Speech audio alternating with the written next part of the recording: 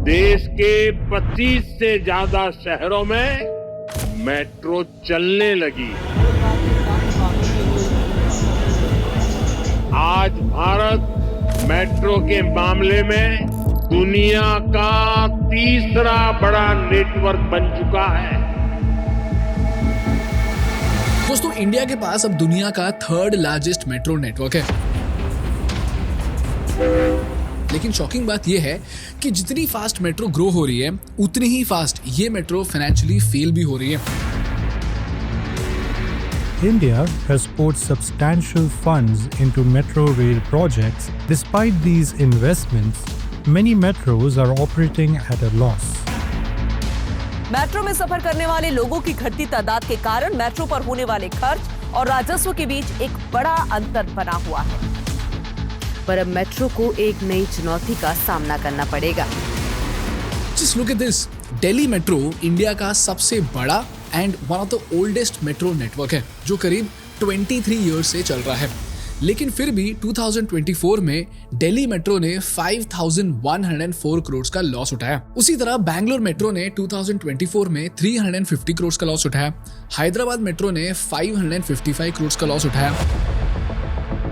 The Delhi Metro Rail Corporation has revealed that a loss of over 3 lakh average daily commuters.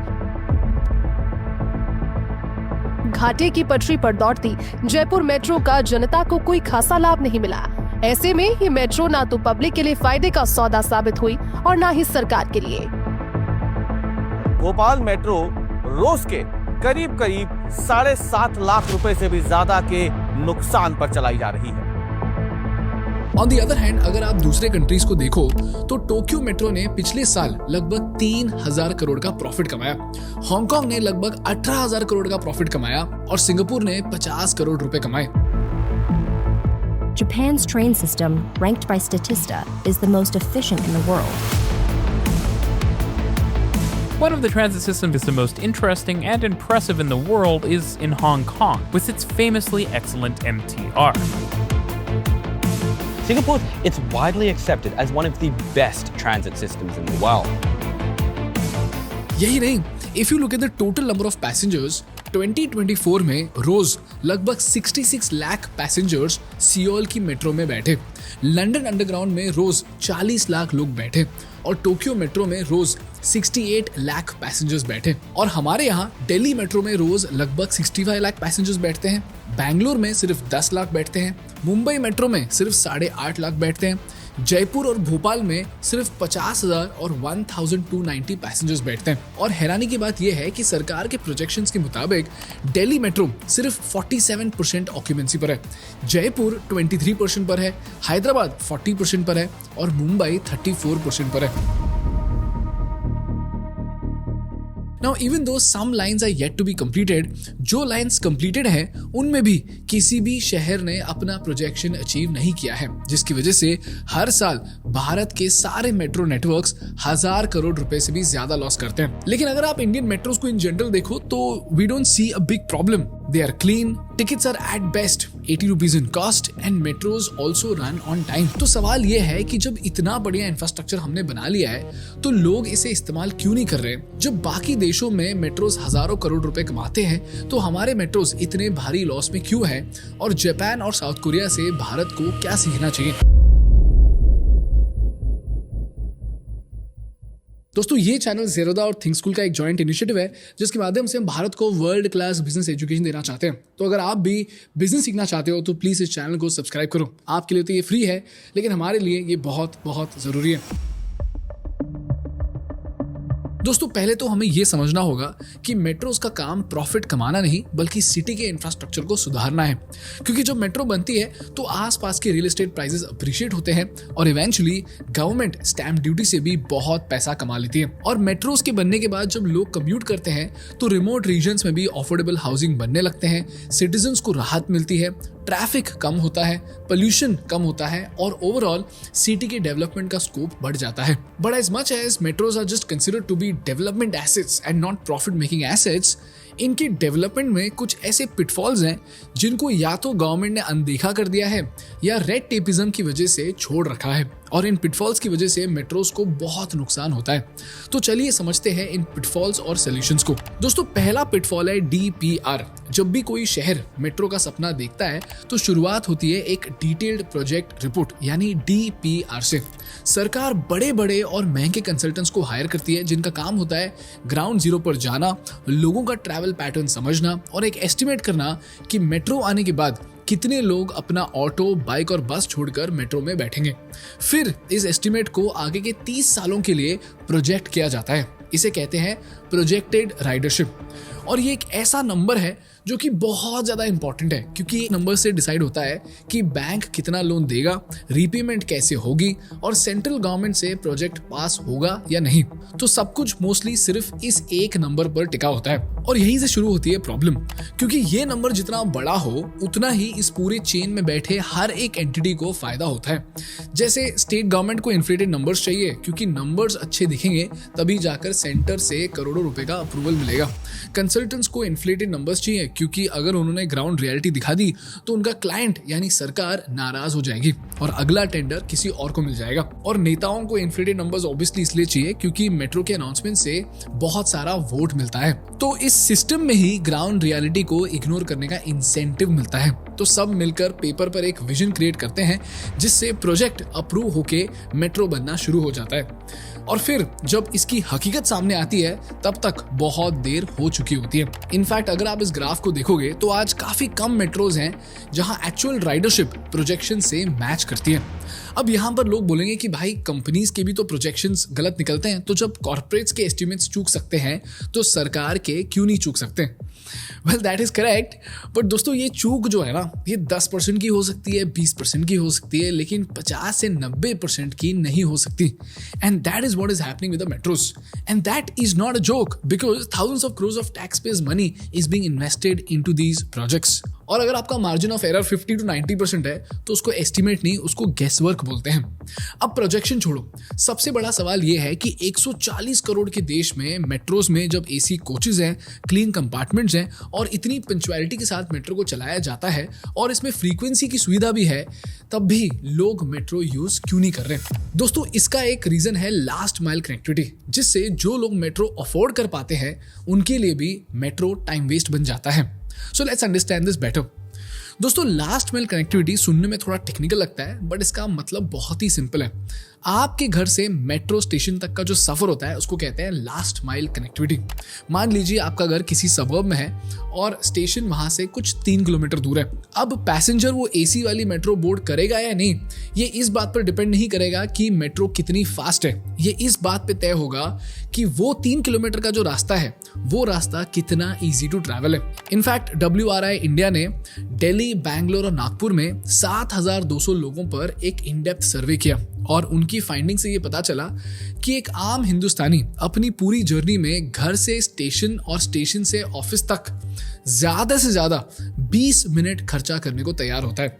अगर 20 minute से 1 minute भी travel time बढ़ जाए तो passenger बोलता है कि मैं मेट्रो से बेटर अपनी गाड़ी लेके ही चला जाऊंगा। इफ दिस इज क्लियर, अब ग्राउंड रियलिटी चेक करते हैं।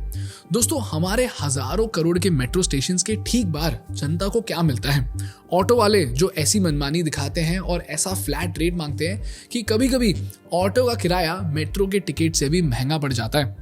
तो यहाँ अपने को चाहिए फीडर बसेस, लेकिन इंडियन मेट्रोज के बाहर फीडर बसेस इतने रेयर हैं कि उनका इंतजार करने में ही आधा घंटा निकल जाता है। इनफैक्ट दिल्ली, जिसका मेट्रो मॉडल पूरे देश के लिए इंस्पिरेशन माना जाता है, वहां भी बस सर्विसेज सिर्फ 44% रूट्स पर चल रहे हैं।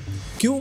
क्योंकि उनके पास बसेस है ही नहीं। और अगर कोई पैदल चलना चाहे तो या तो फुटपाथ टूटे हुए हैं या फिर उन पर स्ट्रीट वेंडर्स का कब्जा है, जिसकी वजह से फुटपाथ जो है वो बहुत ही ज्यादा गंदी हो जाती है। तो एक आम इंसान ये सोचता है कि भाई मेट्रो राइड तो 15 मिनट की है, लेकिन धक्के खाकर स्टेशन तक 30 मिनट कौन जाएगा? इससे बेटर तो यह है कि मैं गाड़ी ले लूं। और बैंगलोर के एक रीसेंट सर्वे में यह पता चला कि 70% लोग जो रेगुलरली मेट्रो अफोर्ड कर सकते थे और यूज कर रहे थे, उन्होंने मेट्रो यूज करना इसलिए छोड़ दिया क्योंकि स्टेशन तक पहुंचना अपने आप में एक अलग स्ट्रगल था। तो जब तक हमारी सरकार स्टेशन तक पहुंचने का यानी लास्ट माइल फ्रिक्शन खत्म नहीं करेगी, तब तक हमें हजारों करोड़ का लॉस उठाना ही पड़ेगा। लेकिन अब सवाल यह है कि गाड़ी जो अफोर्ड कर सकते हैं उनका तो ठीक है, लेकिन बाकी लोग मेट्रो यूज क्यों नहीं कर रहे? Well that is because surprisingly metros also have an affordability problem. दोस्तों मुंबई में लोकल ट्रेन से आप 10 रुपए में 40 किलोमीटर का सफर कर सकते हो, लेकिन मेट्रो में सेम 40 किलोमीटर के लिए आपको 80 रुपए का टिकट लेना पड़ता है, यानी 8 गुना महंगा हो जाता है metro as compare to train. अब एक रिपोर्ट ये कहती है कि जिसका मंथली इनकम 36,000 रुपीज है वो सिर्फ 80 rupees per person per day खर्चा कर सकता है आने जाने का मिलाकर। और ये 80 रुपीज में अगर मेट्रो का टिकट भी आ गया तब भी उसको लास्ट माइल के लिए रिक्शा लेना पड़ेगा, जिससे उसका खर्चा 100 to 150 रुपीज तक जा सकता है। और भारत की रियलिटी ये है कि बहुत कम अर्बन डिस्ट्रिक्ट्स में 10% से ज्यादा लोग हैं जिनकी मंथली इनकम 36,000 रुपीज से ज्यादा है। तो प्रैक्टिकली देखा जाए तो मेट्रो बनी है अमीर और अपर मिडिल क्लास लोगों के लिए, and it's not affordable for daily wage workers और lower middle class families. And lastly you will be shocked to know that कुछ शहरों को मेट्रो की जरूरत थी ही नहीं। दोस्तों मेट्रो का बेसिक इकोनॉमिक्स ये कहता है कि मेट्रो प्रोजेक्ट तभी सक्सेसफुल होगी जब सफर 10 किलोमीटर से लंबा हो। तो शहर के ज्यादातर लोग जब 10 किलोमीटर से ज्यादा सफर करेंगे तब जाके मेट्रो यूसेज वायबल होता है। लेकिन भोपाल, मीरठ, आगरा, कानपुर में सिटीजन्स का 45% जर्नी 5 किलोमीटर से कम में हो जाता है। अब जयपुर मेट्रो को ही देख लो। 2018 में CAG ने ऑफिशियली लिख कर दिया था कि 2025 तक जयपुर को मेट्रो की कोई जरूरत है ही नहीं। सेंट्रल गवर्नमेंट का रूल ये था कि मेट्रो वहां बनेगी जहां 50 to 60% लोग पब्लिक ट्रांसपोर्ट यूज करते हो और आपके शहर की आबादी कम से कम 40 लाख होनी चाहिए थी। लेकिन जयपुर की आबादी सिर्फ 23 लाख थी और Jaipur public transport was only being used by 19% of the population. Similarly Bhopal को घोस्ट मेट्रो बुलाया जा रहा है जिसका रोज का खर्चा 8 लाख रुपए है और वो दिन के सिर्फ 39,000 रुपीज कमाता है। तो भोपाल दिन के लगभग 7.5 लाख रुपए का लॉस उठा रहा है। लेकिन दोस्तों इस पर्सपेक्टिव से ना मैं अग्री नहीं करता, क्योंकि जब मुंबई जैसे जैम पैक्ड शहर में हम मेट्रो बनाने की कोशिश कर रहे हैं तो पूरे शहर को तकलीफ हो रही है। जब मेट्रो बनती है तब लोगों की ट्रैफिक में हालत खराब हो जाती है। इनफैक्ट मुंबई में इंफ्रास्ट्रक्चर इसलिए नहीं बन पाता क्योंकि एक एक गर्डर लगते समय ट्रैफिक जैम हो जाता है। बट अगर आप एक शहर में मेट्रो बना दो और फिर आप डेवलपमेंट मेट्रो के अराउंड करो तो पूरा शहर इंफ्रास्ट्रक्चर के अकॉर्डिंग कैलिब्रेट हो सकता है। लेकिन शहर बनने के बाद जब आप इंफ्रास्ट्रक्चर बनाओगे तो वही डेवलपमेंट सरदर्द बन जाता है। But on the outset, experts seem to say that metro is being used more as a vanity project to get votes and not as an infrastructure project. तो अब सवाल ये है कि इसको सॉल्व कैसे करें। और जब हम हजारों करोड़ का लॉस उठा रहे हैं तो साउथ कोरिया, जापान और हांगकांग में ऐसी क्या खास बात है जिसकी वजह से वो हजारों करोड़ का प्रॉफिट कमाते हैं, और इस सोल्यूशन से हमने क्या सीखना चाहिए। दोस्तों पहला सोल्यूशन इज टिकटिंग को मेजर नहीं मिनिमम सोर्स ऑफ इनकम बनाना, और इसका सबसे ब्रिलियंट एग्जाम्पल है हांगकांग। आज इंडियन मेट्रोज जनरली अपना 60 to 70% खर्चा सिर्फ टिकट सेल से निकालने की कोशिश करती है, लेकिन हांगकांग मेट्रो के स्टेशन का डिजाइन इतने बढ़िया तरीके से किया गया है कि मेट्रो स्टेशन के ऊपर shopping malls, office spaces, apartment सब बन चुकी है। इसी रेंट की वजह से वो 8,300 करोड़ का प्रॉफिट कमा पाते हैं। इसे कहते हैं TOD और ट्रांजिट ओरिएंटेड डेवलपमेंट। अब ट्रांजिट ओरिएंटेड डेवलपमेंट होता क्या है और इसको इंडिया में इंप्लीमेंट करना इतना मुश्किल क्यों है, इसको समझाने के लिए मैंने अपने एक दोस्त को बुलाया जिसका नाम है आकाश Bhavsar, who runs this YouTube channel called Power Train. दोस्तों 2017 में गवर्नमेंट ऑफ इंडिया ने अपनी मेट्रो पॉलिसी में क्लियरली बोला था कि हर मेट्रो प्रोजेक्ट को ट्रांजिट ओरिएंटेड डेवलपमेंट TOD और वैल्यू कैप्चर फाइनेंसिंग के प्रिंसिपल्स का साथ प्लान किया जाना जरूरी है। इसका बेसिक लॉजिक काफी सिंपल था। जब मेट्रो किसी एरिया की कनेक्टिविटी इंप्रूव करती है तो उस स्टेशन के आसपास के लैंड वैल्यू बढ़ती है, कमर्शियल एक्टिविटी ग्रो होती है और ग्रोथ का कुछ हिस्सा वापस मेट्रो सिस्टम को मिलना चाहिए ताकि वो फाइनेंशियली स्ट्रॉन्गर बने। बट इंडिया में TOD के साथ एक प्रॉब्लम है। मुंबई मेट्रो लाइन 1 इसका बेस्ट एग्जाम्पल है।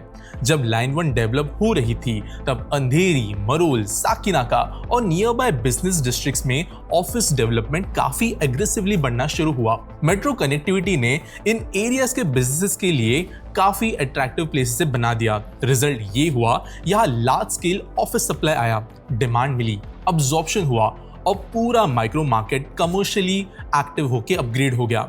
लेकिन प्रॉब्लम ये है कि जिस मेट्रो ने ये वैल्यू क्रिएट की उसको वैल्यू का मीनिंगफुल फाइनेंशियल बेनिफिट मिला ही नहीं। Stamp duty, taxes, development related revenues जैसी चीजें सिर्फ बीएमसी को मिली और सिटी अथॉरिटीज के पास वो चली गई। मेट्रो सिस्टम जो असली कैटलिस्ट था इस चीज के लिए, उसको इस सबसाइड का शेयर नहीं मिला। अगर इस एडिशनल वैल्यू का इवन छोटा सा हिस्सा मेट्रोस को मिलता तो उसे फ्यूचर एक्सपांशन, मेंटेनेंस और लॉन्ग टर्म सस्टेनेबिलिटी में काफी मदद मिल सकती थी। बट इंडिया में टीओडी इंप्लीमेंट करना ग्राउंड लेवल पर उतना इजी नहीं है जितना पॉलिसी में लगता है। सबसे पहला इशू ये है कि मेट्रो बॉडीज के पास खुद का इनफ लैंड बैंक नहीं होता जो वो इंडिपेंडेंटली डेवलप कर सके। ग्लोबल सिटीज में कई ट्रांजिट एजेंसीज के पास स्टेशन के आसपास काफी लैंड बैंक होती है जिसे वो कमर्शियल या मिक्स्ड यूज प्रोजेक्ट्स में कन्वर्ट कर लेती है। इंडिया में मेट्रो कॉर्पोरेशंस मोस्टली दूसरे पब्लिक अथॉरिटीज के कंट्रोल वाले लैंड इकोसिस्टम पर डिपेंड करती है। दूसरा इशू है गवर्नेंस का। Zoning, FSI, land use permissions, building rules and approvals metro authority के पास नहीं होते बल्कि म्युनिसिपल कॉर्पोरेशंस और प्लानिंग अथॉरिटीज के पास होते हैं। इसलिए मेट्रो को सिटी एजेंसीज को कन्विंस करना पड़ता है कि वो रूल्स चेंज करे और फिर रेवेन्यू भी शेयर करे, जो नेचुरली डिफिकल्ट होता है। तीसरा इशू है लैंड का ही। बहुत से इंडियन सिटीज में मेट्रो स्टेशंस के आसपास के एरियाज ऑलरेडी डेंस और बिल्ट अप है, इसलिए हर जगह नए हाई डेंसिटी टीओडी डिस्ट्रिक्ट्स बनाना पॉसिबल नहीं होता। अगर आप मुंबई के इस मैप को देखो तो पहले अगर घाटकोपर और अंधेरी के रीजन को कनेक्ट करना था तो दादर के थ्रू लोकल ट्रेन्स का यूज करते हुए लोगों को ट्रैवल करना पड़ता। जब मुंबई मेट्रो लाइन 1 बनी तब एक बहुत बड़ा बॉटलनेक सॉल्व हुआ। जो पहले सफर दादर के थ्रू घूम के लोकल ट्रेन्स के जरिए करना पड़ता था वो एक कंफर्टेबल मेट्रो लाइन के जरिए पॉसिबल हुआ। उसके वजह से बिटवीन घाटकोपर एंड अंधेरी कई बेल्ट्स जैसे मरोल नाका, साकी नाका ये बहुत ज्यादा डेवलप हुए ऑफिस इन्वेंट्री के हिसाब से, ऑफिस स्पेसेस के हिसाब से, और रेट्स जो है कई गुना बढ़े over the period of time when the metro became operational. लेकिन इसका बेनिफिट कभी भी मेट्रो को मिल नहीं पाया। तो अगर इंडियन मेट्रोस को अपने स्टेशन के आसपास के लैंड का कंट्रोल मिले तो वो भी उस जमीन को कमर्शलाइज करके टिकट को सब्सिडाइज कर सकते हैं और मेट्रो के रेवेन्यू को भी बढ़ा सकते हैं। अब ये मुंबई और दिल्ली में तो होना बहुत मुश्किल है, but I am just hoping that आगे के प्रोजेक्ट्स में हम इस चीज को एग्जीक्यूट कर पाए। Similarly Japan is a brilliant case study on last mile connectivity.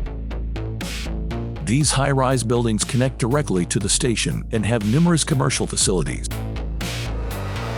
Stand directly above the station's platforms, features a hotel, offices, and commercial facilities, attracting many people each year today.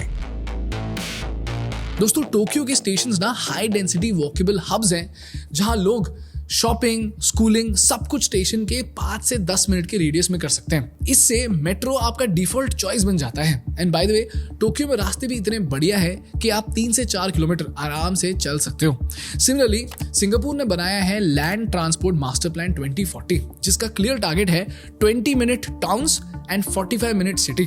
मतलब ज्यादा से ज्यादा लोग अपने neighbourhood centre तक 20 minute के अंदर walk, cycle, बस या एमआरटी से पहुंच सके और पीक आवर में भी home to work trip should be less than 45 minutes. इसके लिए एलटीए 3 फ्रंट्स पर काम करता है। रेल एक्सपैंड करना, बस स्पीड्स इंप्रूव करना और वॉकिंग और साइकिलिंग को सिस्टमैटिकली बिल्ड करना। तो इंडिया में मेट्रो प्रोजेक्ट के साथ legally walk, cycle, ride access plan को मैंडेटरी करना चाहिए और बिना फुटपाथ या फीडर बस के डीपीआर अप्रूव होना ही नहीं चाहिए। This is the problem and solution to the metro project of India and I just hope you learn something valuable from this case study. That's all from my side today guys. अगर आपको इस video से कुछ सीखने को मिला तो please इस वीडियो को लाइक कीजिए और इसी तरह बिजनेस केस स्टडीज के बारे में और गवर्नेंस केस स्टडीज के बारे में जानने के लिए हमारे चैनल को सब्सक्राइब कीजिए। आपके लिए तो ये फ्री है लेकिन हमारे लिए ये बहुत बहुत जरूरी है। Thank you so much for watching. I will see you in the next one. Bye bye.